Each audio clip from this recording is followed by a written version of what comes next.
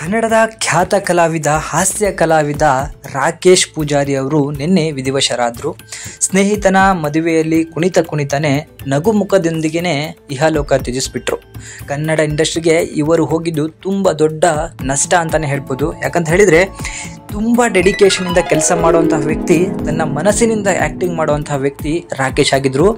ಈ ವ್ಯಕ್ತಿಯ ಬಗ್ಗೆ ಪ್ರತಿಯೊಬ್ಬ ಸ್ನೇಹಿತನು ಹಾಗೂ ಇವರ ಸಹ ಕಲಾವಿದರು ಹೇಳೋದೇನಂತ ಹೇಳಿದರೆ, ರಾಕೇಶ ಹೀಗೆ ಹಾಗೆ ಮಾಡ್ದ ಅಂತ ಒಂದು ಕೆಟ್ಟ ಪದಗಳನ್ನು ಕೂಡ ನಾವು ಯಾವತ್ತಿಗೂ ಕೇಳಲಿಲ್ಲ.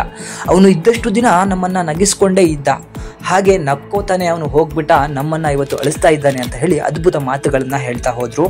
ಸೊ ಹೀಗೆ ತುಂಬ ಜನ ಹೇಳ್ತಾ ಹೋಗ್ಬೇಕಾದ್ರೆ ಅವನಿಗೆ ಇತ್ತೀಚೆಗೆ ಒಂದು ದೊಡ್ಡ ಸಿನಿಮಾ ಸಿಕ್ಕಿತ್ತು. ಆ ಸಿನಿಮಾದಲ್ಲಿ ಆ್ಯಕ್ಟಿಂಗ್ ಕೂಡ ಮಾಡ್ತಿದ್ದ. ಸೊ ಮೂಲಗಳ ಪ್ರಕಾರ ಆ್ಯಕ್ಟಿಂಗನ್ನು ಸಂಪೂರ್ಣವಾಗಿ ಮುಗಿಸಿದ್ದ, ಅವನ ಪೋರ್ಷನನ್ನು ಸಂಪೂರ್ಣವಾಗಿ ಮುಗಿಸಿದ್ದ.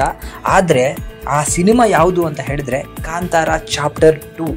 ಸೊ ಕಾಂತಾರ ಚಾಪ್ಟರ್ 2ನ ಶೂಟಿಂಗಲ್ಲಿ ನಮ್ಮ ರಾಕೇಶು ಆ್ಯಕ್ಟಿಂಗ್ ಕೂಡ ಮಾಡ್ತಿದ್ದ. ಅವತ್ತು ರಾತ್ರಿ ಕೂಡ ಆ ಶೂಟಿಂಗನ್ನು ಮುಗಿಸ್ಕೊಂಡೆ ಅವನು ಈ ಸ್ನೇಹಿತನ ಮದುವೆಗೆ ಬಂದಿದ್ದು.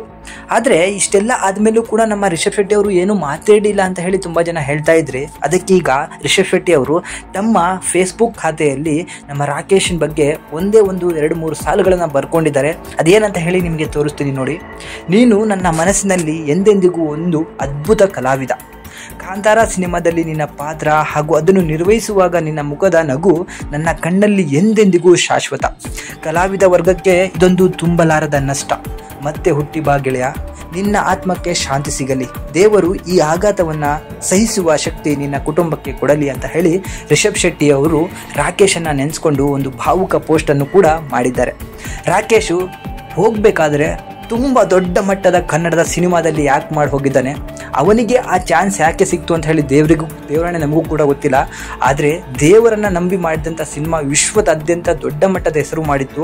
ಅಂತಹ ಸಿನಿಮಾ ತನ್ನ ಕೊನೆಯ ಸಿನಿಮಾವಾಗಿ ಉಳಿದು ಬಿಡುತ್ತಲ್ಲ ಅಂತ ಹೇಳಿ ರಾಕೇಶ್ಗೂ ಒಂದು ಕಡೆ ಎಲ್ಲೋ ಒಂದು ಖುಷಿ ಕೂಡ ಇರುತ್ತೆ.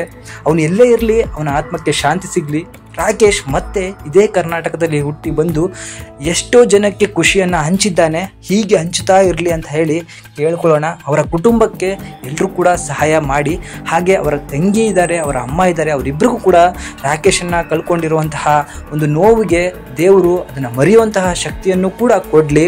ಹೀಗೆ ರಾಕೇಶ್ಗೂ ಮುಂದಿನ ಜನ್ಮದಲ್ಲಿ ಕನ್ನಡ ನಾಡಿನಲ್ಲಿ ಕನ್ನಡದ ಒಬ್ಬ ಕುವರನಾಗೆ ಹುಟ್ಟಿ ಬರಲಿ ಅಂತ ಹೇಳಿ ಕೇಳ್ಕೊತೀನಿ. ಯಾಕಂದರೆ ಒಳ್ಳೆಯವರಂತ ಹೇಳಿದರೆ ಅವ್ರಿಗೆ ಕಾಲನೇ ಇಲ್ಲ. ದೇವರು ಒಳ್ಳೆಯವ್ರನ್ನ ತುಂಬ ಬೇಗ ಕರ್ಕೊತಿದ್ದಾನೆ. ಇದು ಮೊದಲನೇ ಉದಾಹರಣೆ ಅಲ್ಲ, ತುಂಬ ಉದಾಹರಣೆಗಳು ನಮ್ಮ ಕಣ್ಣ ಮುಂದೆನೇ ಇದೆ.